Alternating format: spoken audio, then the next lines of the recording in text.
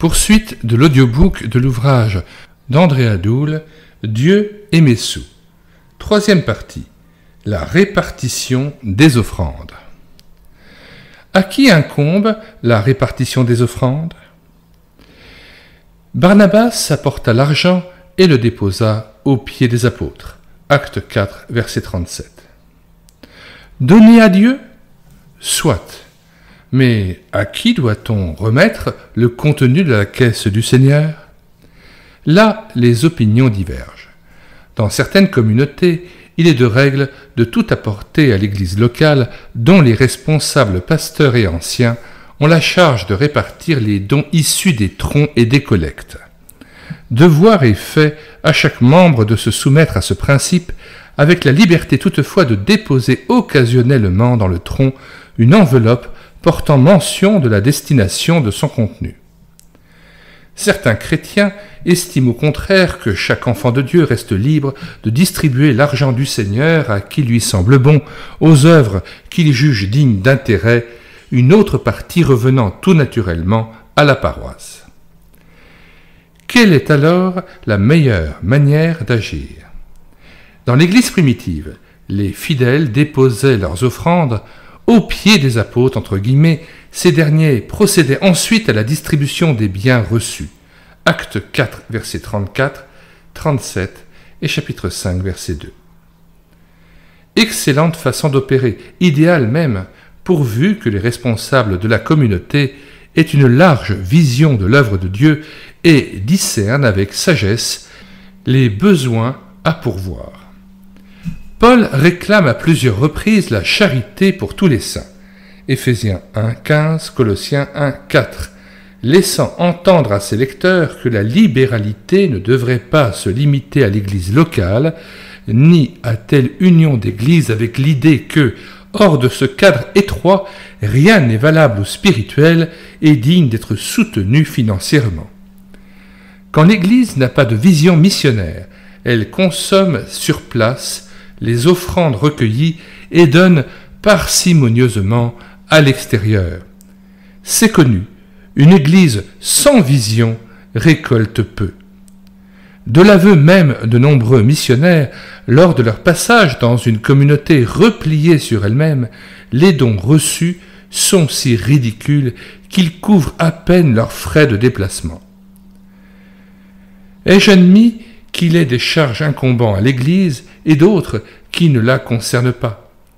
Il faut distinguer la charité que doit exercer la collectivité et celle qui ne regarde que les individus. Dieu peut me confier la responsabilité de soutenir tel évangéliste ou œuvre indépendante, de secourir tel indigent.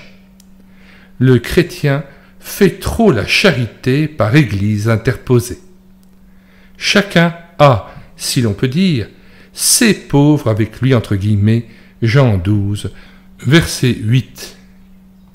Il est notoire que des œuvres interconfessionnelles dont le ministère s'est révélé bénéfique pour l'Église, les sociétés bibliques par exemple, ont pu subsister et se développer grâce au soutien financier venant surtout des chrétiens individuellement. Dieu me pousserait-il à prendre partiellement en charge un évangéliste, un colporteur indépendant ou une œuvre fidèle que l'Église locale ne peut envisager de soutenir? Je ne me déroberai pas à ce devoir et me ferai une joie de travailler ainsi au progrès de l'Évangile. Ce qui précède semble apporter de l'eau au moulin de ceux qui tiennent à rester libres de distribuer à leur guise l'argent du Seigneur. Savent-ils qu'ils peuvent disperser inconsidérément les fonds dont ils disposent et oublier l'œuvre qui s'accomplit sur place et dont ils sont les premiers bénéficiaires? L'Église locale devrait occuper une place de choix dans leur cœur.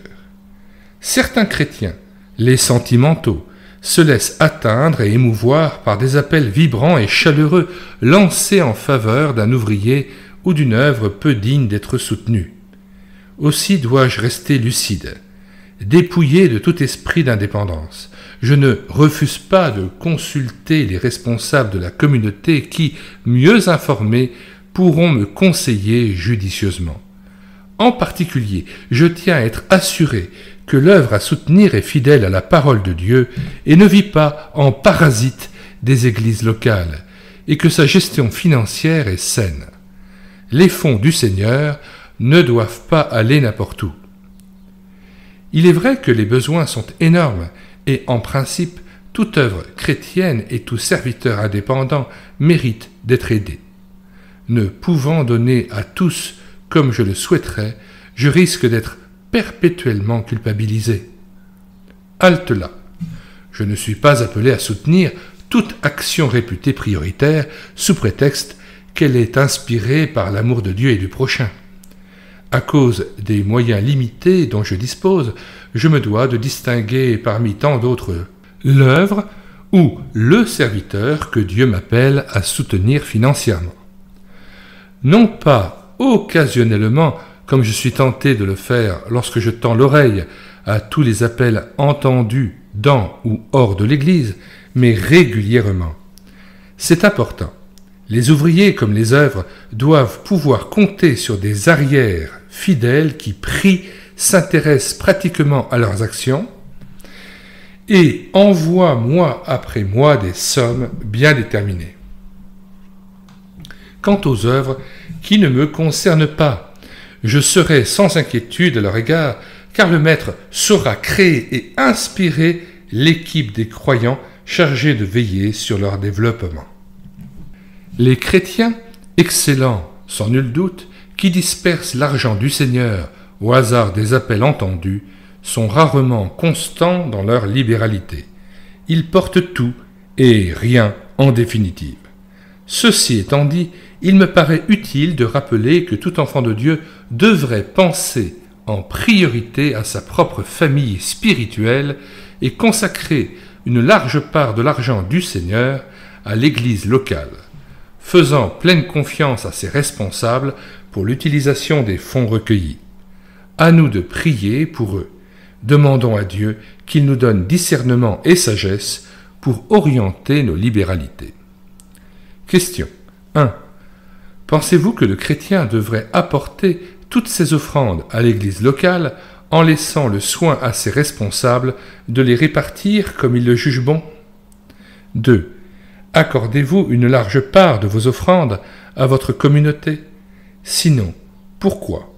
Pensez-vous qu'il soit juste de lui consacrer l'essentiel de l'argent du Seigneur? 3. Quels ouvriers et œuvres votre Église soutient-elle financièrement? A-t-elle une large vision de l'œuvre de Dieu? Quels serviteurs ou actions devez-vous porter dans la prière et soutenir matériellement? André Adoul, Dieu et mes sous. Troisième partie. La répartition des offrandes. 16e paragraphe. La rétribution des ministères. Le Seigneur a ordonné à ceux qui annoncent l'Évangile de vivre de l'Évangile. 1 Corinthiens 9, verset 14. Il n'est certainement pas dans la pensée du Créateur de stocker les offrandes qui lui sont apportées au fil des mois. La question est donc de savoir à qui seront attribués ces dons et à quels besoins ils devront répondre. D'après l'Écriture, les offrandes sont destinées 1. À pourvoir aux besoins des serviteurs de Dieu. 2. À porter aide et secours aux indigents dans l'Église et hors de l'Église. 3. À assurer le service et l'entretien du sanctuaire. Examinons ici le premier point. Dans l'Ancienne Alliance, le produit des dîmes et des offrandes était attribué aux membres de la tribu de Lévi et constituait leur unique moyen d'existence puisqu'ils étaient consacrés au service du temple et ne possédaient pas de territoire. De leur côté, ces Lévites étaient tenus de prélever pour l'Éternel la 10e partie de ce qu'ils avaient reçu, la dîme de la dîme, afin de la remettre au sacrificateur. Nombre 18, verset 26 à 28. Ainsi, cette tribu servante du Seigneur était-elle dépréoccupée dépréoccupés des biens terrestres et donc en mesure de se vouer plus entièrement au service de celui qui était son héritage. Josué 13, verset 33. Les Lévites recevaient quasiment tout ce que le peuple se devait d'apporter à son Seigneur, à savoir les dîmes, les prémices, les premiers-nés du troupeau. Note 1. Les Lévites recevaient les dîmes, Deutéronome 26, versets 2 et 11, chapitre 18, verset 4. Les premiers-nés du troupeau, Exode 23, verset 19. Les divers sacrifices, hormis l'Holocauste, Deutéronome 18, verset 1. Les choses dévouées par interdit, Lévitique 27, verset 21. Nombre 18, verset 14. Le centième du butin de guerre, Nombre 31, verset 30. Certains chants, Lévitique 27, verset 21, etc. Fin de la lecture de la note 1 et retour au texte. Ainsi, ceux qui exerçaient le sacerdoce, non seulement ne manquaient de rien, mais ils vivaient plutôt dans l'abondance. Telle était la volonté de l'Éternel. Le Nouveau Testament tient un langage analogue. Les ouvriers de Dieu, pasteurs, évangélistes, enseignants, missionnaires, colporteurs, sont soutenus et entretenus matériellement par ceux qui bénéficient ou ont bénéficié de leur ministère. C'est logique, car les serviteurs, dits à plein temps, ne vivent pas de l'air du temps.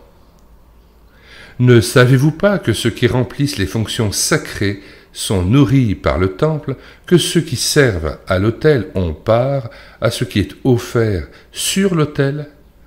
De même aussi, le Seigneur a ordonné à ceux qui annoncent l'Évangile de vivre de l'Évangile. 1 Corinthiens 9, versets 13 et 14. Dans la vie courante, il en est de même. Le militaire reçoit sa solde, le cultivateur consomme le produit de son labeur, et le bœuf a sa part de nourriture lorsqu'il foule le grain. L'apôtre cite ces trois exemples dans 1 Corinthiens 9, versets 7 à 10. N'est-ce pas juste, ajoute Paul, si nous avons semé pour vous les biens spirituels, que nous moissonnions vos biens matériels?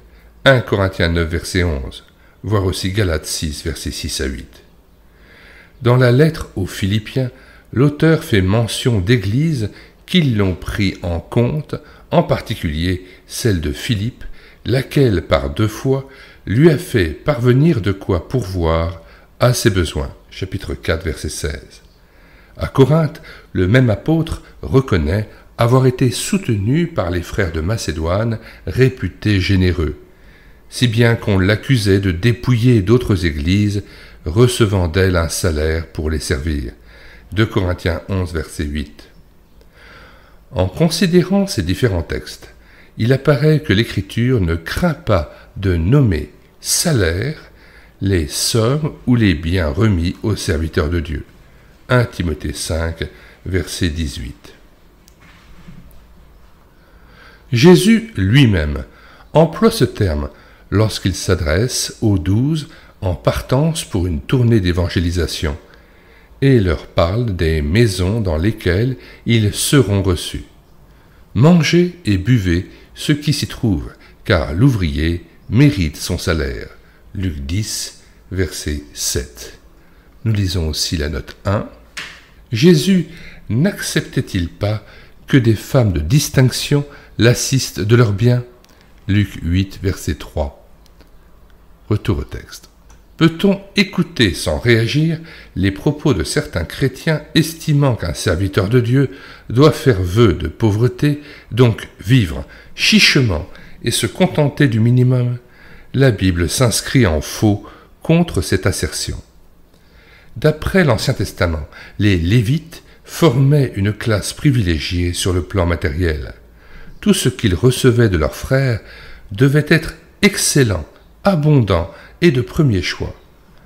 En effet, du temps de Moïse, 603 550 Israélites mâles étaient tenus de pourvoir aux besoins de 22 000 Lévites.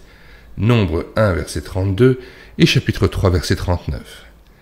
Les Lévites constituaient donc environ le 30e de la population active du pays, 3,64%, et recevaient d'elle le 10e des revenus de la nation.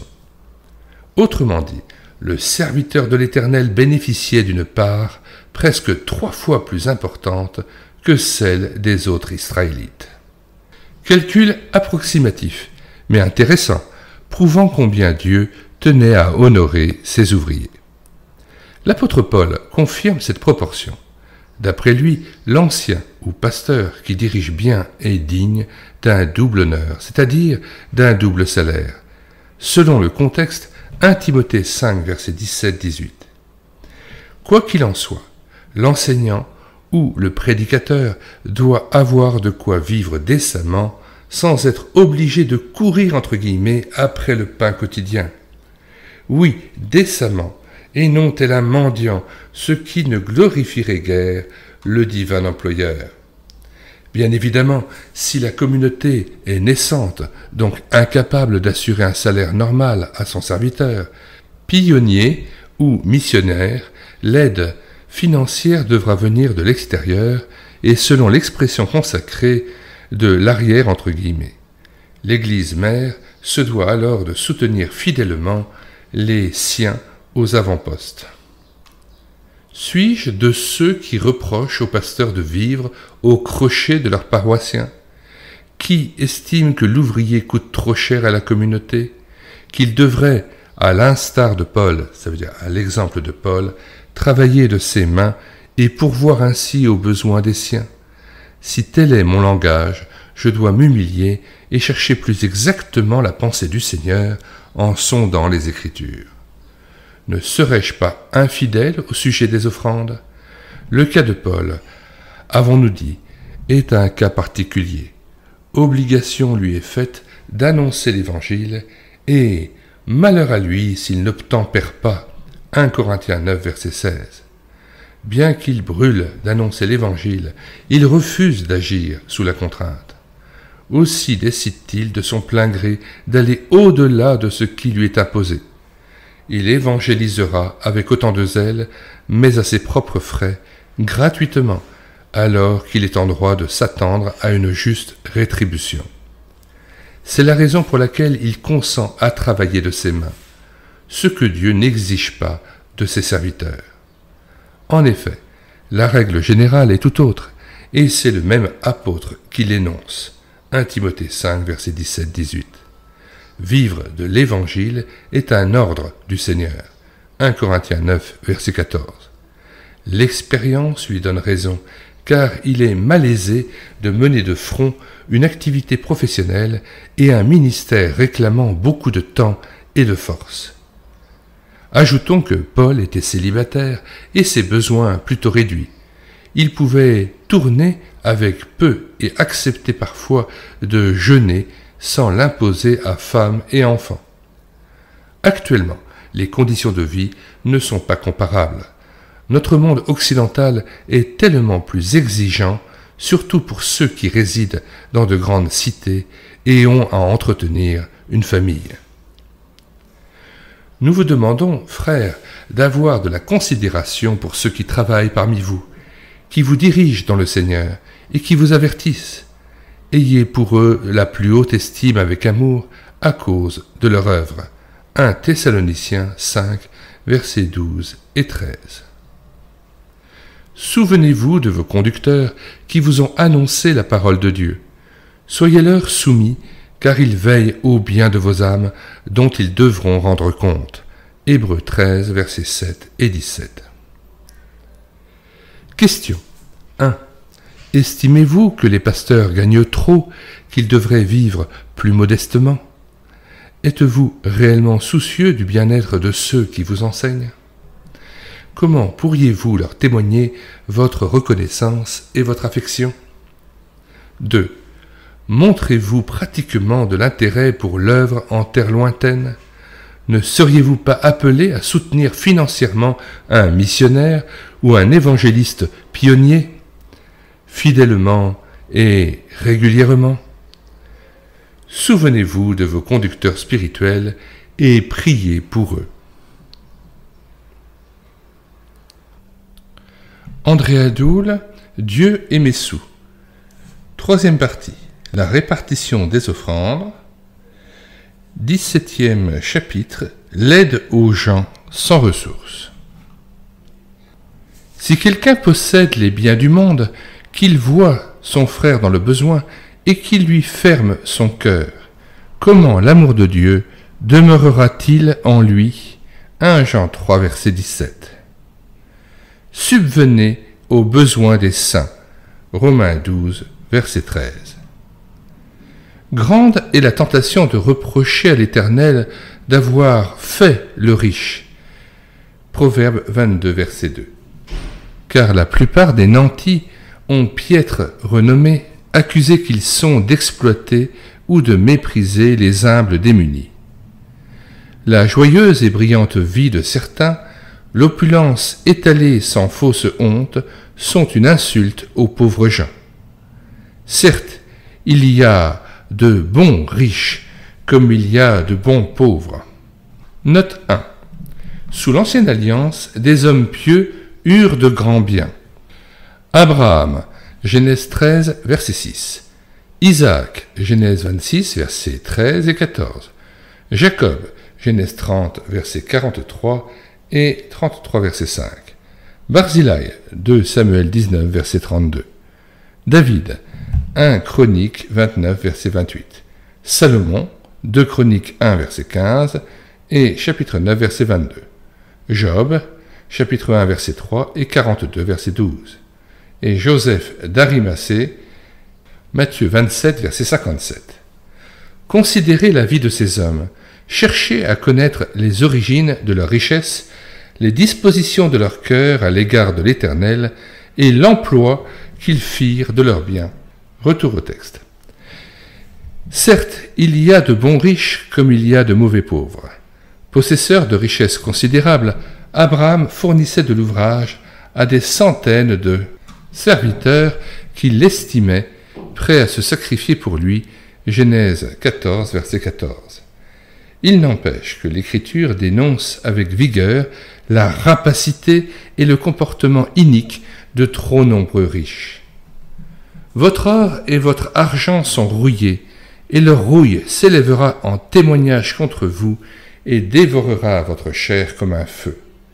Voici le salaire des ouvriers qui ont moissonné vos champs et dont vous les avez frustrés, crie. Et les clameurs des moissonneurs sont parvenus jusqu'aux oreilles du Seigneur des armées. Vous avez vécu dans les voluptés et dans le luxe. Vous avez rassasié vos cœurs au jour du carnage. Vous avez condamné, vous avez tué le juste. Il ne vous a pas résisté. Jacques 5, versets 1 et 6. Réquisitoire musclé, encore valable aujourd'hui, car les hommes n'ont pas changé. Et pourtant, Dieu ne se trompait pas en faisant le riche et le pauvre. Il s'attendait à ce que les premiers fussent un bien pour les seconds. Luc 3, verset 10. Des bienfaiteurs pour l'ensemble de la population. Nous lisons Luc 3, verset 10. La foule l'interrogeait, c'est-à-dire Jean-Baptiste, disant « Que devons-nous donc faire ?» Il leur répondit « Que celui qui a 2 tuniques partage avec celui qui n'en a point, et que celui qui a de quoi manger agisse de même. » Retour au texte. Il suffit d'évoquer telle famille aux grands moyens, à l'origine d'une industrie devenue au fil des ans source d'enrichissement pour toute une région. Il est précieux de voir des chrétiens fortunés offrir une somme importante pour réaliser un projet audacieux destiné à favoriser la proclamation de l'Évangile. Ils ne verraient pas le jour sans leur intervention. Et c'est en cela qu'est apprécié le croyant riche et généreux, à condition que ses largesses ne lui confèrent pas une quelconque autorité sur ses frères, ni ne favorisent sa mainmise sur l'œuvre qu'il soutient. Hélas, la plupart des gens cossus n'ont pas rempli leur mission. Préoccupés d'arrondir leur fortune, ils ont oublié les défavorisés placés auprès d'eux. Ils ont construit plus de châteaux que d'hôpitaux ou de maisons de retraite. C'est dommage et honteux. Pour rappeler à chacun ses devoirs à l'égard des personnes sans ressources, l'Éternel a dicté des lois à Moïse visant à protéger et à relever le malheureux. La veuve, l'orphelin, l'étranger, le lépreux ou le salarié, tous généralement démunis. Note 1. Il était prohibé de prêter de l'argent à ses compatriotes afin d'en tirer un intérêt. Exode 22, versets 25 à 27. Une partie de la dîme était remise à la veuve, à l'orphelin et à l'étranger. Deutéronome 26, versets 12 et 13. Ils avaient part au festin de Pentecôte et de la fête des tabernacles. Deutéronome 16, versets 1 et 14. Tout Israélite se devait de faire l'aumône aux mendiants. Le pauvre et l'étranger avaient droit de glanage. Lévitique 19, versets 9 et 10. Durant la 7e année, le produit de la terre appartenait aux pauvres. Exode 23, verset 11. Et tous les 50 ans, celui qui avait été contraint de vendre son domaine le récupérait sans verser quoi que ce soit. Lévitique 25, versets 25 à 30.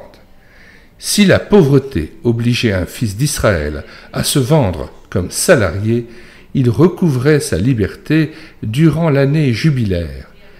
Lévitique 25, versets 19 à 41. Le rituel des sacrifices autorisait le pauvre à offrir des victimes moins coûteuses. Lévitique 14, verset 21. Et le salaire de l'ouvrier devait être réglé au jour le jour. Lévitique 19, verset 13. Fin de la lecture de la note et retour au texte. Le dessein de l'Éternel était clair. Tu devras ouvrir ta main à ton frère, aux malheureux et aux pauvres dans ton pays. Deutéronome 15, verset 11. Dans le Nouveau Testament, et dès la fondation de l'Église, les offrandes étaient essentiellement distribuées aux personnes privées du nécessaire, la priorité étant accordée aux frères en la foi. Galates 6, verset 10, Acte 2, verset 15 et Acte 4, verset 34. C'est ainsi que les premiers chrétiens témoignèrent une sollicitude particulière aux veuves et aux femmes abandonnées par leur famille à cause de leur foi. Des hommes remplis de l'esprit furent désignés pour les servir équitablement. Acte 6. Lorsque Paul rencontra pour la première fois Pierre, Jacques et Jean à Jérusalem, il reçut d'eux une seule recommandation, se souvenir des pauvres. Galates 2, verset 10. Il ne manqua pas de la suivre, lui qui organisa de sa propre initiative une vaste collecte en faveur des chrétiens de Judée. Romains 15, versets 25 à 28. 1 Corinthiens 16, versets 1 et 4 et 2 Corinthiens 8 et 9. Ces frères, boycottés par leurs compatriotes, reniés par leurs proches, abandonnés par leurs conjoints à cause de Jésus, vivaient dans une pauvreté extrême. Et c'est dans les églises peu riches de Macédoine, Philippe, Thessalonique, Bérée, que l'apôtre récolta le plus d'argent, car il y avait au sein de ces communautés des hommes et des femmes pleinement consacrés à l'œuvre du Seigneur. Quoique très éprouvés par des tribulations, leur joie débordante et leur pauvreté profonde ont produit avec abondance de riches libéralités. Ils se sont d'abord donnés eux-mêmes au Seigneur et à nous par la volonté de Dieu. 2 Corinthiens 8, versets 1 à 5. Le don devient d'autant plus aisé que l'on se donne sans partage au Seigneur. Le soin des pauvres, des malades, de tous les êtres souffrants, fut, dès l'origine, non seulement un fruit de l'amour chrétien, mais un lien puissant entre les églises.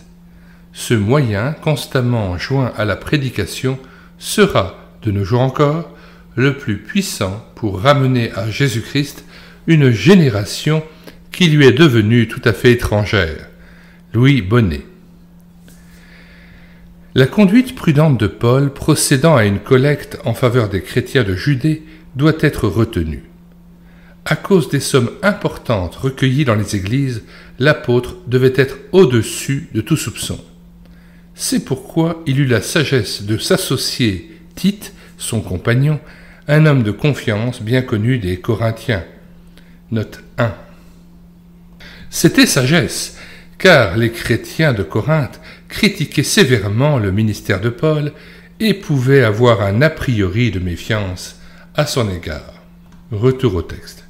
C'est pourquoi il eut la sagesse de s'associer Tite, son compagnon, un homme de confiance bien connu des Corinthiens, ainsi que plusieurs frères désignés par les églises visitées.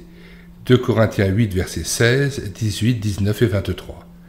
Ces hommes avaient pour mission de centraliser les fonds et de les convoyer jusqu'à Jérusalem. Les donateurs pouvaient être rassurés.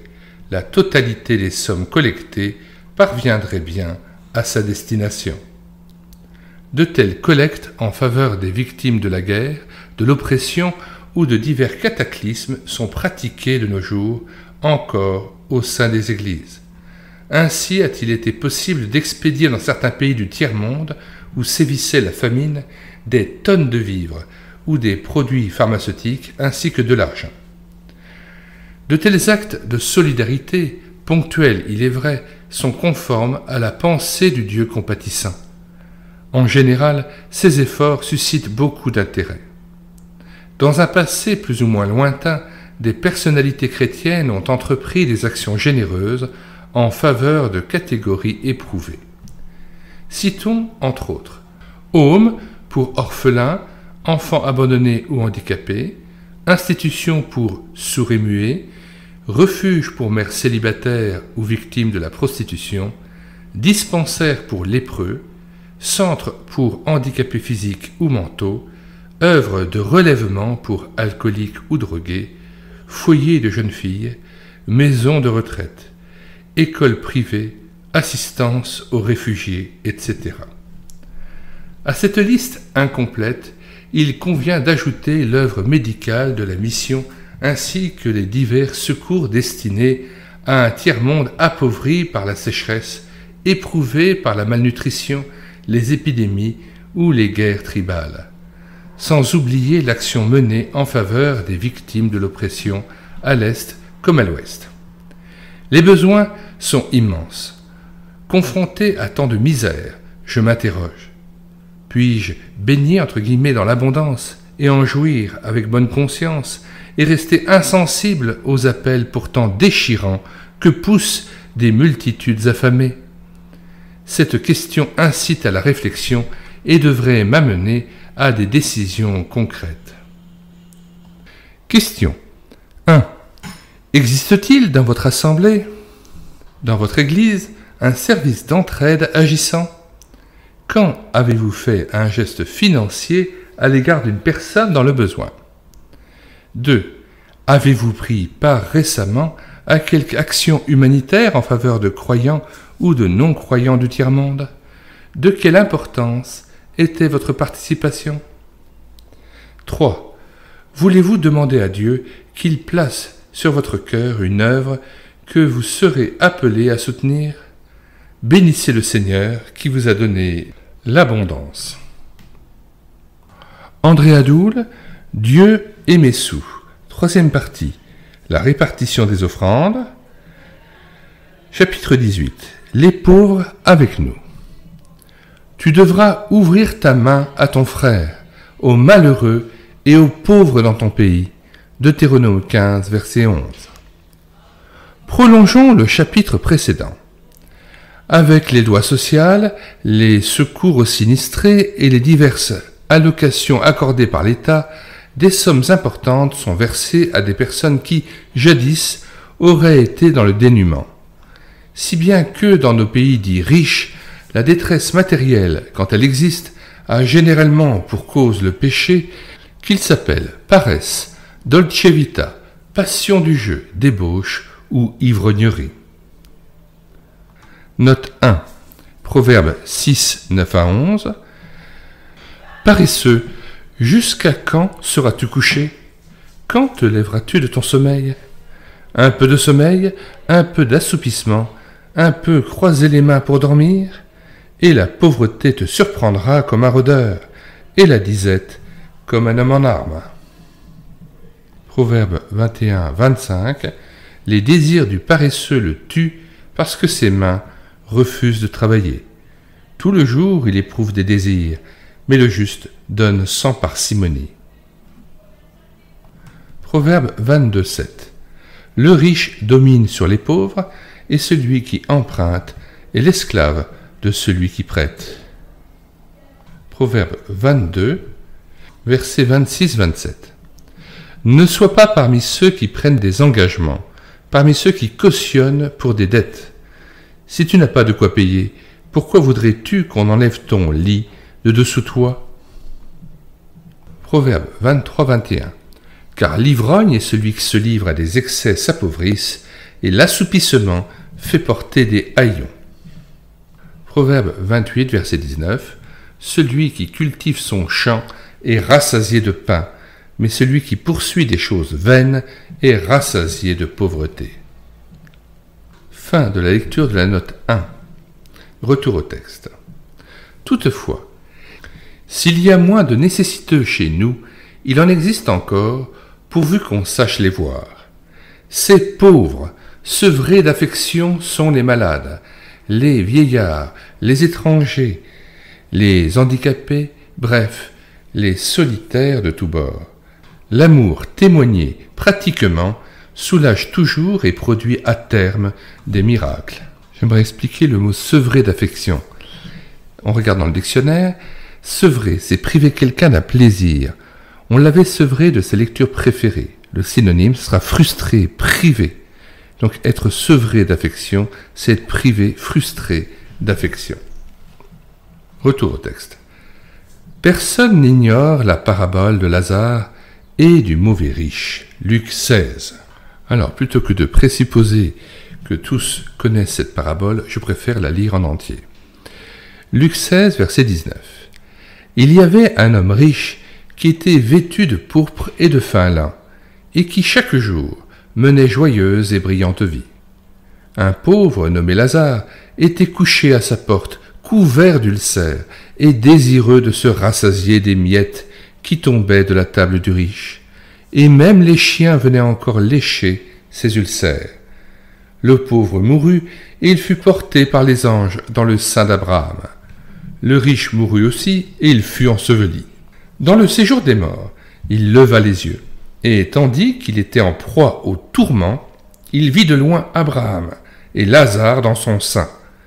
Il s'écria: « Père Abraham, aie pitié de moi, et envoie Lazare pour qu'il trempe le bout de son doigt dans l'eau et me rafraîchisse la langue, car je souffre cruellement dans cette flamme. » Abraham répondit: « Mon enfant, souviens-toi que tu as reçu tes biens pendant ta vie et que Lazare a eu les maux pendant la sienne.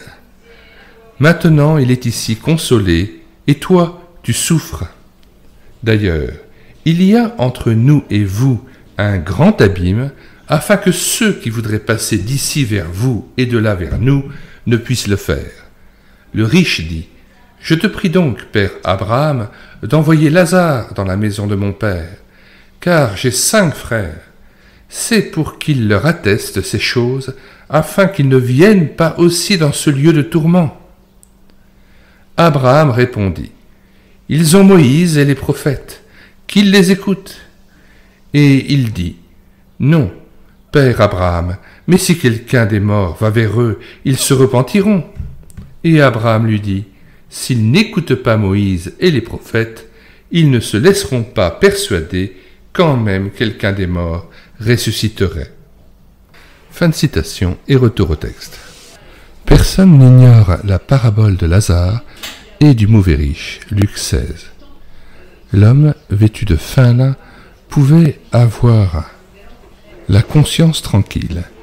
Il n'avait jamais fait de mal à Lazare, n'ayant jamais ordonné à ses serviteurs de chasser ce pouilleux couché à sa porte, et couvert d'ulcères. Cependant, et c'était là sa faute, il ne lui avait jamais fait du bien ni accordé la moindre miette, péchant ainsi par omission. Si quelqu'un est en mesure de faire le bien et ne le fait pas, il commet un péché. Jacques 4, verset 17. Puisque le malheureux était constamment devant ses yeux, à sa porte même, le riche se devait de lui venir en aide. Cette mission était à lui confiée. Elle ne concernait ni l'État, ni l'Église ou la synagogue, ni telle œuvre de bienfaisance dont il était peut-être le président. Puisqu'il en avait les moyens, son devoir était d'assister lui-même le pauvre homme. Hélas, il n'en fit rien, et les conséquences de son égoïsme furent éternelles. Note 2. On ne mérite pas le ciel par des actes de charité, pas plus que la pauvreté nous rend dignes d'y entrer. Mais la dureté de cœur fait obstacle au salut gratuit de Dieu. Elle prouve tout simplement qu'un tel homme n'est pas né de nouveau entre guillemets. Si quelqu'un possède les biens du monde, qu'il voit son frère dans le besoin, et qu'il lui ferme son cœur, comment l'amour de Dieu demeurera-t-il en lui? 1 Jean 3, 17. Retour au texte. Des hommes au cœur généreux militent dans des partis politiques pour réclamer plus de justice et une meilleure répartition des richesses. Qui les blâmera? En montrant leur souci du pauvre et de l'exploiter, ils sont en exemple à trop de croyants installés dans leur confort. Cependant, la plupart de ces militants se trompent en affirmant qu'il incombe au pouvoir public seul d'arranger les choses. En quelque sorte, une générosité par état interposé qui pourrait les dispenser d'être eux-mêmes généreux. Une certaine façon élégante d'échapper à leur devoir et de prêcher sans en avoir l'air pour eux-mêmes, car on se range volontiers parmi les exploités à secourir. Non, Dieu me rend responsable, moi, de venir en aide à l'indigent installé à ma porte, dans ma rue ou ma cité, et dont je peux mesurer la détresse. Il y a, avons-nous dit, une charité que doit exercer la collectivité. Il en est une autre qui concerne l'individu. Sans doute est-il bon de travailler pour une meilleure répartition des richesses et plus de justice parmi les hommes d'une nation, même en étant sans trop d'illusions, car le cœur humain est foncièrement égoïste. Si je m'engage dans ce combat, je veillerai scrupuleusement à affecter une portion de mes biens aux autres, me montrant équitable à l'égard du prochain. Selon le Seigneur, bien entendu. En terminant ce chapitre, il n'est pas inutile de formuler quelques conseils afin d'éviter certaines erreurs que tout croyant est tenté de commettre. 1. Première erreur. La pire sans doute, c'est de démissionner, de rester indifférent aux problèmes humains sous prétexte qu'ils nous dépassent, ou de se faire une règle de n'assister que les pauvres de la communauté. Non, quoique la Judée fût bien loin de Corinthe, l'apôtre jugeait nécessaire d'intéresser les chrétiens de Macédoine ou de Grèce aux difficultés de frères qu'ils ne connaissaient pas. 2. Deuxième erreur. À cause d'une surabondance d'informations fournies par les masses médias, radio, TV, journaux, il m'est impossible de répondre si peu que ce soit à ces dizaines d'appels de détresse venant de tous les coins du globe, en particulier des pays de l'Est ou du tiers-monde. Impuissant, démuni devant tant de besoins, je puis éprouver un sentiment de culpabilité dont l'origine n'est pas céleste. Est-il raisonnable de se laisser abattre? Dieu demanderait-il à ses enfants, cette petite minorité parmi les hommes, de porter tout le poids de la détresse humaine Je crois fermement que nous ne sommes appelés ni à secourir tous les déshérités de la terre, ni à soutenir financièrement tout ce qui se fait de bien sur notre planète. Aussi dois-je m'apaiser afin d'être en mesure, grâce à Dieu, de distinguer la détresse qu'il m'incombe de secourir. Troisième erreur. Certains responsables d'œuvres ont l'art d'émouvoir leurs auditeurs, de les intéresser à leur action et de récolter des fonds en abondance lors de tournées d'information dans les églises. Et, parce qu'ils sont convaincants et donnent à leur action un caractère prioritaire, la plupart des auditeurs se font un devoir de répondre sur le champ à leur appel. Pas de précipitation. Je les écouterai avec sérieux. On oublie vite et prendrai une décision chez moi, c'est-à-dire en toute sérénité et hors de toute influence, hormis celle du Seigneur. C'est important. 4. Erreur. Ai-je entendu parler d'un cataclysme ou d'incident grave dans telle partie du monde? Récolte-t-on des fonds pour venir en aide à des populations éprouvées? Confier mon offrande au premier organisme venu serait une erreur. Au contraire, je chercherai un canal sûr pour faire parvenir un don en priorité à des chrétiens sinistrés.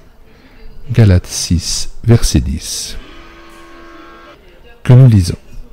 Ainsi donc, pendant que nous en avons l'occasion, pratiquons le bien envers tous et surtout envers les frères en la foi. Retour au texte.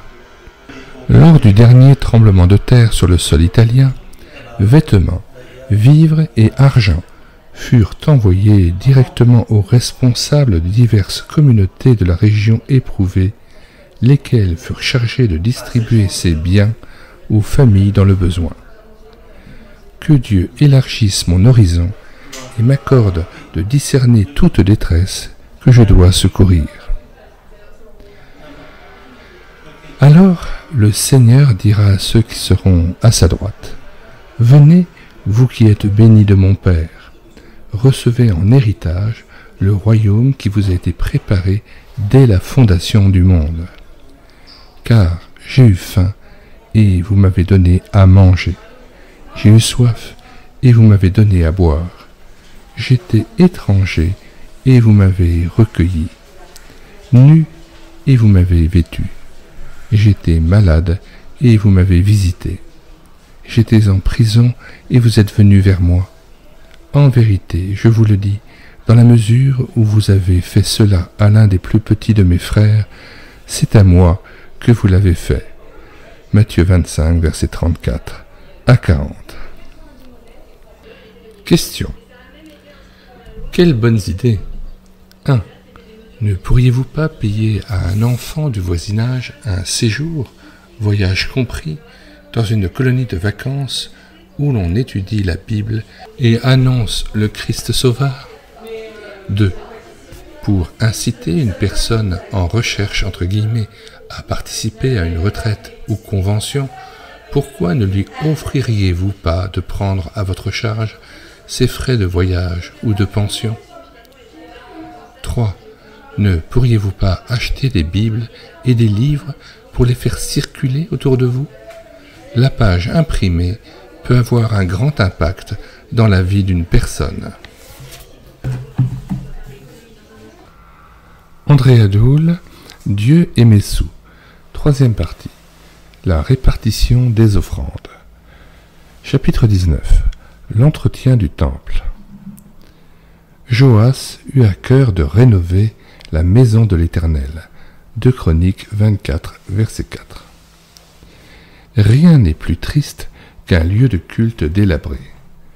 Murs gris et sales, bancs inconfortables et poussiéreux, portes grinçantes, salles mal éclairées et acoustiques déplorables, tout cela n'honore pas le Seigneur de gloire. Je crois avoir annoncé l'Évangile dans un millier d'édifices de toutes dimensions, les uns chaleureux et avenants, les autres lugubre et peu propice à la communion fraternelle. Ici, le sanctuaire était dans un tel état de vétusté que les rares paroissiens éparpillés sur les bancs pouvaient, à loisir, en levant les yeux, contempler le ciel à travers un plafond percé en plusieurs endroits. Là, la tribune servait littéralement de dépotoir. Ailleurs, le chauffage ne fonctionnait pas, ou si mal que je dus parler dans une salle empestée, les auditeurs du fond disparaissant presque dans un léger brouillard de fumée âcre. L'acoustique était telle dans ce vaste édifice qu'il me fut recommandé de ne pas détourner les yeux d'une certaine colonne si je tenais à être compris de mes auditeurs. Heureusement, depuis une vingtaine d'années, beaucoup de temples ont été rénovés en France, voire embellis, souvent à la faveur d'un centenaire dignement fêté. On est certainement plus soucieux de confort et de lumière aujourd'hui que par le passé. Et c'est heureux. Le temple dans l'Ancienne Alliance. L'Ancien Testament signale à plusieurs reprises des élans de générosité peu communs inspirés par l'Esprit lorsqu'il s'est agi de construire ou de réparer le sanctuaire. Ces élans correspondaient toujours à des périodes de réveil spirituel. Un peuple préoccupé de la gloire de son Dieu ne peut souffrir que tombe en ruine la maison où on l'adore.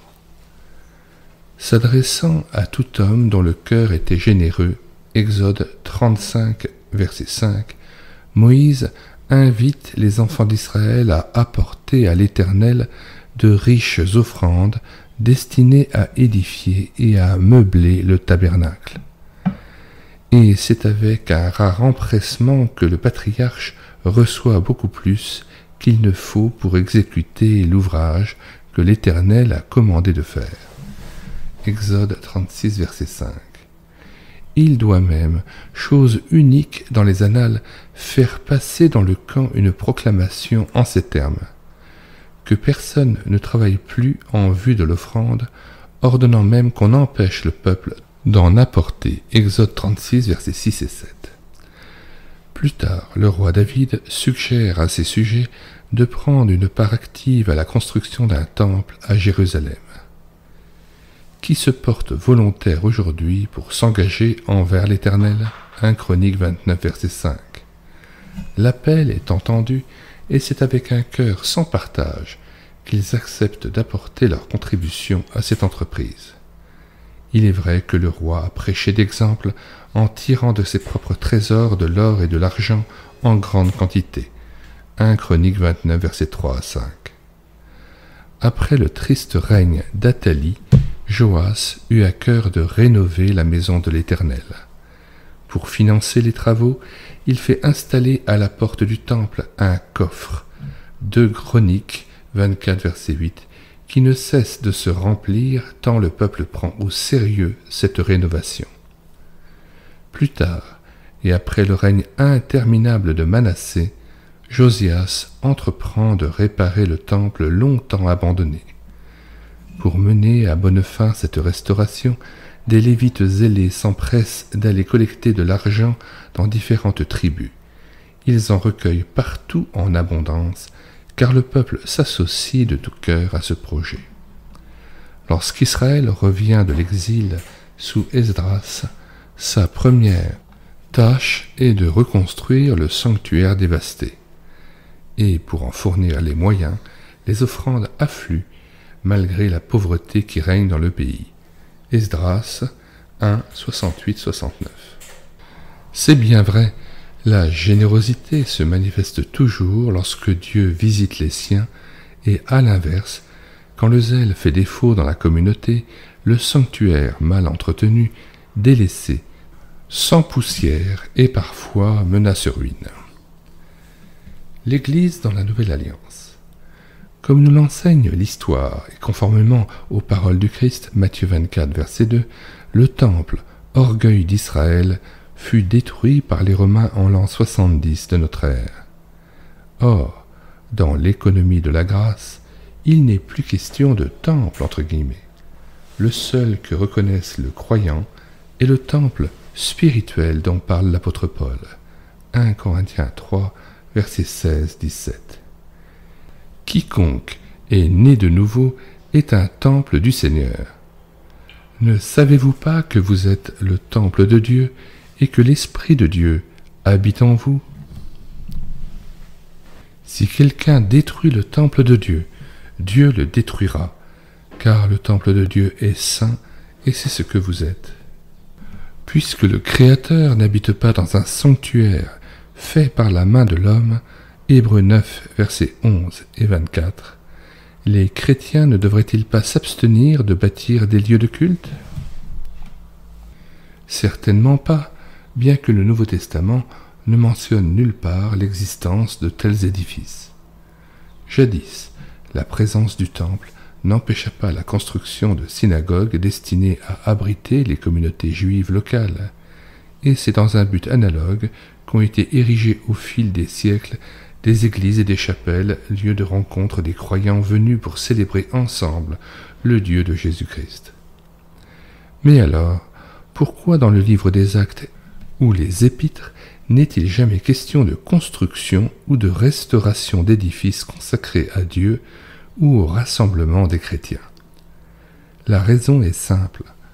En ces temps de persécution, l'Église était clandestine et ses membres se réunissaient dans les maisons, souvent en cachette.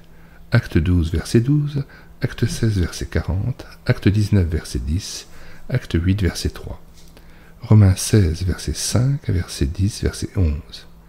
Les lieux de culte furent édifiés plus tard, lorsque faiblirent ces persécutions. En terminant ce chapitre, 2 remarques s'imposent. 1. Lorsqu'il s'agit de construction ou de restauration d'édifices religieux, les croyants se montrent en général très motivés et particulièrement généreux. Hélas, ils le sont beaucoup moins quand ils sont appelés à soutenir un évangéliste ou une œuvre en terre lointaine. En 1970, par exemple, il devint impérieux de refaire la toiture vaste et compliquée de l'imposante bâtisse abritant la Ligue pour la lecture de la Bible à Guebwiller. Note 1. L'auteur du présent livre a été agent de la Ligue de 1945 à 1973. Retour au texte. En un temps relativement court, la somme très importante nécessaire à cette indispensable réparation fut non seulement recueillie, mais encore dépassée. Il n'y eut pas le même engouement lorsqu'il fut suggéré, en d'autres circonstances, de prendre en charge un ouvrier de plus en France et en Afrique. C'est dommage. 2. Comme le firent jadis les constructeurs du tabernacle ou du temple de Jérusalem, les chrétiens devraient non seulement donner leur argent, mais aussi leur temps et leur talent pour le service de Dieu. Ce temps consacré est une offrande précieuse. Ici, je pense à telle assemblée, aux moyens fort modestes, qui fut en mesure d'édifier une belle chapelle, en partie grâce au dévouement de ses membres, qui mirent la main à la pâte et retroussèrent les manches pour manipuler la pelle ou le marteau. Dans cette action commune, ils apprirent à mieux se connaître et à travailler ensemble, avec joie, pour leur Seigneur, ce qui n'est pas négligeable. Une tâche accomplie en commun rapproche et unit. Question. 1.